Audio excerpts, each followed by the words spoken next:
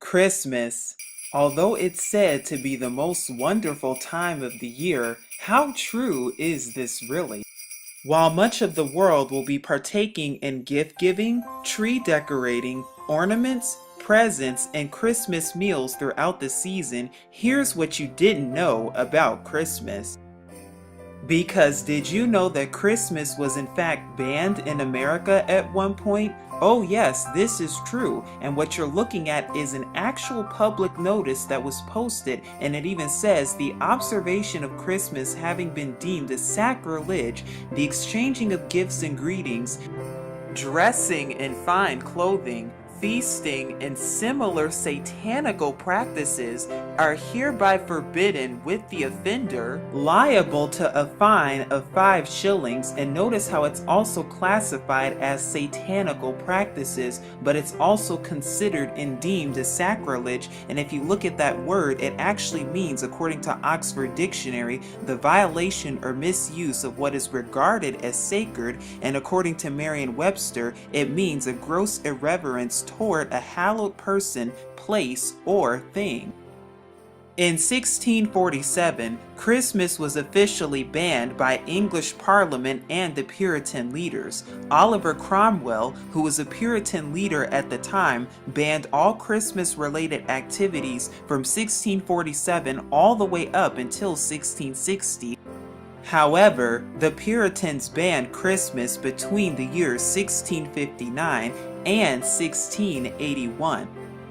In America specifically, it was Alabama that became the first state to legalize Christmas in 1836, followed by Louisiana and Arkansas as of 1838, hence the celebration that commonly occurs on December 25th. But what was once considered a satanical practice and a sacrilege, and if you look at the etymology of the word sacrilege, you'll see that it means stealer of the sacred things. Is there some truth to that? Let's find out, because what you're going to see is that Christmas was celebrated thousands of years ago, even before the birth of the Messiah. In fact, in Warner Keller's book, The Bible as History, we receive this following admission, quote, December 25th is referred to in documents as Christmas Day in AD 324 for the first time. Under the Roman Emperor Justinian as of the 6th century AD, it was recognized as an official holiday. An old Roman festival played a major part in the choice of this particular day. December 25th in ancient Rome was known as the Dies Natali Invictus, which can also be pronounced as the Dies Natali Solis Invicti or Sol Invictus, which also means birth of the unconquered sun, the day of the winter solstice, and at the same time in Rome, the last day of the Saturnalia, which had long since degenerated into a week of unbridled carnival. So on December 25th, in ancient Mithraism, this day gave homage to Mithras, the sun idol, who oddly resembles Lady Liberty, as you can see with the halo behind. But this day did not just give homage to Mithras, oh, quite the contraire. Now there was also the ancient Roman festival known as Saturnalia, which was a festival in homage of the sun idol Saturn, originally held on December 17th for a week, with festivities all the way up until December 23rd. Now during this pagan Roman winter solstice, it was celebrated with the sacrifice at the temple of Saturn in the Roman Forum, along with a public banquet. But did you also know that during Saturnalia, there was also private gift-giving, continual partying, carnival atmospheres that also overturned Roman social norms, and during this time, gambling was also permitted? And according to Michael Grant's book, History of Rome, before long the Emperor Aurelian established a massive temple of the unconquerable sun as the central and focal point of the entire religious system of the state of Rome, and the birthday of this pagan deity was to be observed into December 25th and thus transformed into what's commonly known as Christmas. But there was the ancient Roman winter solstice festival, also known as Brumalia, that honored and gave homage to idols such as Saturn and Kronos, as well as Ceres and Demeter and even Bacchus. And by the Byzantine era, celebrations went from November 24th all the way up until Saturnalia around December 23rd and lasted close to a month and was celebrated as late as the 6th century AD. And during this time, feasting, merriment, and sacrificing pigs to idols took place. And then, contemporarily speaking, this all gave rise to what's commonly known as Yule, which is one of the pagan Wiccan celebrations that is commonly celebrated and observed from December 20th all the way up until December 23rd in order to celebrate the rebirthing of the sun.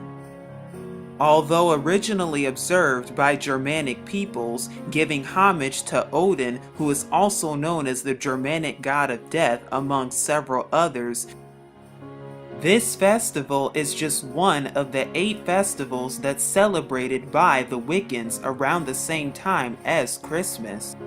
And not only does it have to do with paying homage to the rebirthing of the sun, but it's also all about magic, bonfires, as well as potluck and feasting. But where does Christmas really come from?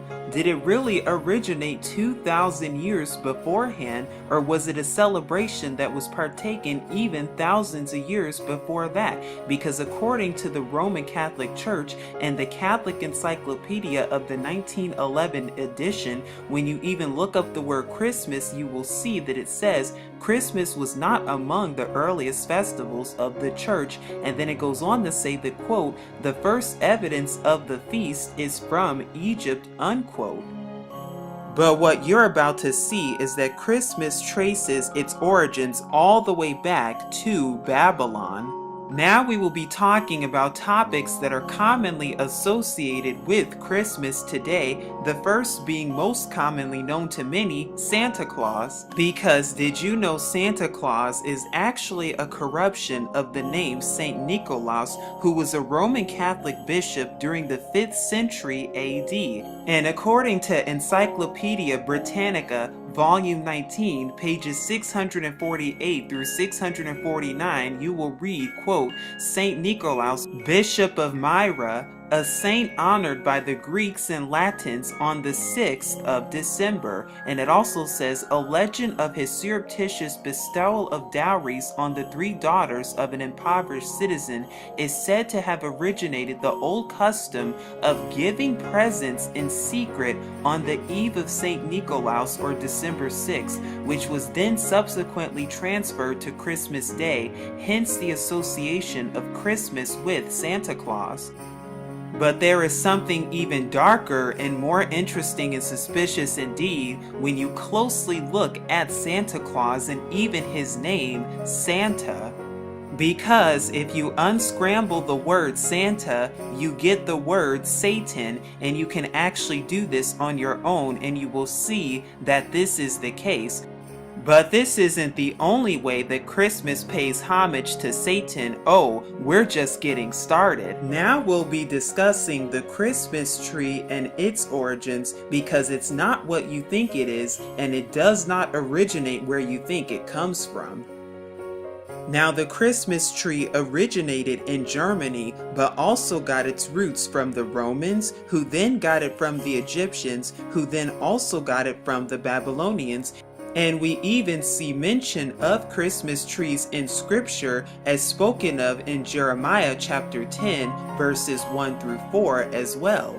But what is the real purpose behind the Christmas tree? Well, according to William Walsh's Curiosities of Popular Customs, page 242, quote, an old Babylonian fable told of an evergreen tree which sprang out of a dead tree stump. The old stump symbolized the dead Nimrod. The new evergreen tree symbolized that Nimrod had come to life again in Tammuz. Among the Druids, the oak was sacred. Among the Egyptians, it was the palm. And in Rome, it was the fir, which was decorated with red berries during the Saturnalia. There is much more to the story when it comes to the Christmas tree. And what does the obelisk and the Christmas tree have in common, you may be wondering? They are both phallic symbols that represent the phallic symbol of Nimrod, and the Babylonian story goes as follows. After the death of Nimrod in Babylonian tradition, who is commonly known as Horus in Egyptian tradition, what then happened is that the wife of Nimrod, who is Semiramis or Isis in Egyptian tradition, then scooped up all of his body parts, finding all of them except one body part. And of course, the one part that she did not find was his phallic symbol or his penis, which then became a symbol and symbolized by the obelisk and even the Christmas tree. Because whether you know it or not, Christmas actually gives homage to the birth of Nimrod, the sun idol, and we'll be talking more about that in just a moment to come. And then of course we have presents and gift giving, which originates all the way back to Saturnalia, paying homage to Saturn, the deity of agriculture. But what about the lovely ornaments you see on Christmas trees? Where do they originate from? In ancient Roman tradition, the Romans decorated their trees in order to honor Bacchus, the god of fertility, during Saturnalia, and they also placed 12 candles on the tree in honor of the sun god. But that's not all. And what the Greeks did is that they worshipped Adonia, who was allegedly brought back to life or rebirth by the serpent Asclepius after having been slain, once again paying homage to rebirthing during this time. And we also know that the Germans attached fruit and candles on their trees in order to honor Woden, where the name Wednesday originates from. But what about all of those lovely lights that you see? Well, these lights, along with the ornaments, they give homage to Nimrod, the sun deity, representing rebirth of the sun, and we know that Satan transforms himself as a messenger or angel of light, because the Christmas tree and the Christmas lights and the Christmas decoration, they all give homage and honor to Nimrod, who is commonly also known as Baal, not to mention the stars on the Christmas tree, which represents the star of Ishtar, the wife of Satan, literally. And then we have the reindeer, in which we're commonly taught and told that the reindeer are the ones that sleigh around Santa so that he can deliver presents to children on the evening of Christmas Day. But there's even a darker truth behind what reindeer really symbolize. Because according to paganism, reindeer are commonly associated with the horn god of the pagans, most commonly the horn god Cernunnos, who oddly resembles the Baphomet. Now Cernunnos is said to be the Celtic god of fertility, animals, wealth, as well as the underworld. But there is more to be told about reindeer even in Norse mythology. In Norse mythology, there is also a horse who is commonly known as Sleipnir, who is an 8-legged horse of the god Odin, who is known to be a, quote, helping spirit, and became a stallion giant and travels throughout the worlds in Norse stories and myths. Now that you know that Satan is actually the one that's riding these reindeers and not Santa, you'll know what reindeer is all about when it comes to Christmas. If you're thinking about decorating with bows of holly, well, just know that they represent a symbol of fertility, just like rabbits and Easter eggs for Easter, as well as giving homage to Isis herself, commonly known as Easter, the symbol of the fertility goddess.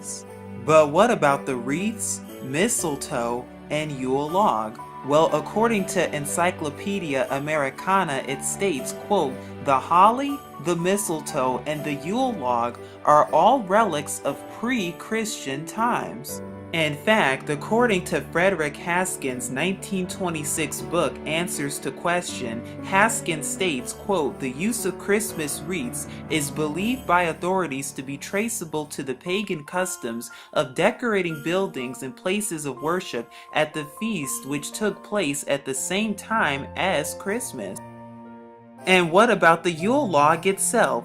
Well, it actually represents the Scandinavian fertility god as well as the rebirth of the sun god Lu, and note the phallic symbol of this symbolism as well. In fact, the Yule log was commonly used in a rite of Teutonic nature worship. So now you'll know the real definition and origins of the Yule log and the wreaths. And then we have the mistletoe, which according to the Encyclopedia Britannica under Santa Tales, quote, the European mistletoe is thought to have had special ritual significance in Druid ceremonies and lives in folklore today, its special status as the Christmas mistletoe having come from Anglo-Saxon times. Mistletoe itself is a parasite that lives on oak trees, and also note that the Druids worshipped in oak tree groves that ancient Celtics associated with the Druids also used to give mistletoe as an herbal remedy to barren animals to make them fertile. And it is still referred to as an all-healer in Celtic, and like the mistletoe, holly berries were also thought to be sacred to the sun god. The original sun log came to be called the Yule log, and Yule simply means wheel, which has long been a pagan representation of the sun. Well then, you're probably saying to yourself that Christmas is just a mere celebration of the Messiah that's spoken of in the New Testament in order to celebrate and reverence his birth that was allegedly on December 25th. But what if I told you that he was not even born on December 25th or nowhere near December 25th with scripture to prove it? The Messiah of the New Testament, whose real name is Yahusha, was born nowhere near December 25th, but was born sometime during the fall feasts in September and October of today. But, however, there were many others who were born on December 25th in many mythologies, Jesus Christ included. Because as you see right here, December 25th was celebrated and hallowed as the birth of many sun gods, including Nimrod, and some of them we've already gone over, including Horus for Egypt, Mithras for Persia, Tammuz for Babylon, as well as Buddha and Krishna, as well as Dionysus and Zoroaster, and the list goes on, and note how they all have a sun symbol behind all of them too. Which is where you get all the sun symbolism as we see throughout many ancient cultures, and even today with sun worship and worshiping on Sunday indeed. And the reason that December 25th was chosen specifically is because this day has to do with the rebirth of the sun. And note how this day typically comes 3 days after the shortest day and the longest night of the year, where the sun is now starting to shine longer in the day, therefore symbolizing its rebirth, aka the birth of Nimrod or Baal, the sun god. In fact, nowhere in scripture does our Father or the Messiah himself even say or command to observe birthdays anywhere whatsoever. And the places that we do see birthdays being observed is by the Pharaoh in Bereshith, or Genesis chapter 40 verses 20 through 23, as well as the birth of Herod in Matthew chapter 14 verses 6. So we see that nowhere in scripture does our Mashiach Yahusha tell us to celebrate his birthday, and nowhere does our Father Yahuwah even tell us to observe Christmas either. And we know even with scripture telling us that the Mashiach was not even born during the time of Christmas. And we know that because according to Luke chapter 2 verses 8, when the Messiah was born, there were in the same country shepherds abiding in the fields, keeping watch over their flocks by night. However, that could never occur in Judea in the month of December, because the shepherds always brought their flocks from the mountainsides in the fields and curled them no later than October 15th to protect them from the cold, rainy season that followed after that date. And if you look at Song of Solomon chapter 2 verses 11 and Ezra chapter 10 verses 9, you'll see that winter was a rainy season and the shepherds were not permitted to abide in the open fields at night because of the cold. And according to the Adam Clark Commentary, Volume 5, page 370 of the New York edition, quote, "It was ancient custom among Hebrews of those days to send out their sheep to the fields and deserts about the Passover or early spring, and then bring them home at the commencement of the first rain, which was commonly during the autumn, well before the winter time." And if you look very carefully at Luke chapter 1, you will see that the Messiah was conceived 6 months after John or Yahuchanan the Immerser or Baptist, and therefore was born 6 months after John, and during this time he was born during the time of the fall feasts. But that's not all, because we also see in Scripture that our Father actually tells us not to celebrate Christmas or have any affiliation with it whatsoever. Because Jeremiah chapter 10, verses 1 through 4, our Father even tells us, "Learn not the way of the heathen," and describes a practice that sounds just like Christmas that the heathen partook in hundreds of years before the Mashiach or the Messiah was even on the earth. As well as Amos chapter 5 verses 21 through 22, where our Father Yahuwah even says, I despise your feast days, and I will not smell in your solemn assemblies. Though ye offer me burnt offerings and your meat offerings, I will not accept them, neither will I regard the peace offerings of your fat beasts. We also see in the Torah how Christmas actually breaks commandments, and how our Father Yahuwah time and time again speaks against Christmas and all these other holidays, even in Exodus chapter 20 verses 1 through 17.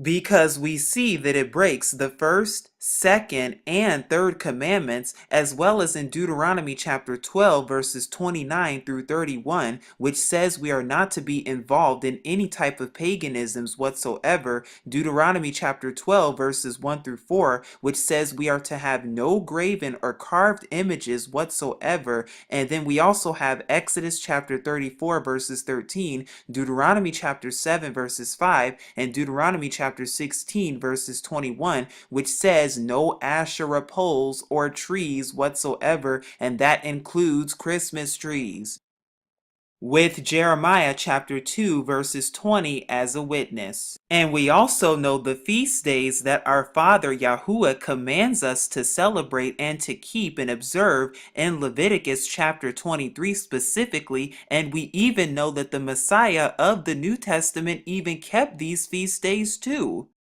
And Scripture even says that we are not to add or take away from the words that are written in Scripture. Once again, nowhere in Scripture does the Messiah or the Mashiach Yahusha tell us to celebrate his birthday anywhere. Nowhere in Scripture do we even see the word Christmas or even the word Sunday found anywhere. Nowhere does our Father Yahuwah tell us to observe or celebrate Christmas and speaks against it. And the question that we should be having and thinking about is, are we following truth or Babylonian customs and traditions? Are we following truth or tradition? That is the question. And according to Alexander Hislop's The Two Babylons, quote, long before the 4th century and long before the Christian era itself, a festival was celebrated among the heathen at that precise time of the year in honor of the birth of the son of the Babylonian Queen of Heaven. And it may fairly be presumed that, in order to conciliate the heathen and to swell the number of the nominal adherents of Christianity, the same festival was adopted by the Roman Church, giving it only the name of Christ. So the next time you're thinking about celebrating Christmas with your family, or even putting up a Christmas tree and decorating that Christmas tree with ornaments and other things, and the next time you're thinking about dressing up as Santa Claus, or even celebrating it with your family and giving gifts with your kids and giving presents with your children, you'll know the exact origins of Christmas from front to back and from left to right. Because yes, Christmas is very pagan indeed, and has its roots grounded in paganisms in Babylon all over again. And the question once again is, are we following truth or tradition. And as always, remember to seek Yahuwah and his true son Yahusha for even more truth. But this is Truth Unveiled here, saying shalom.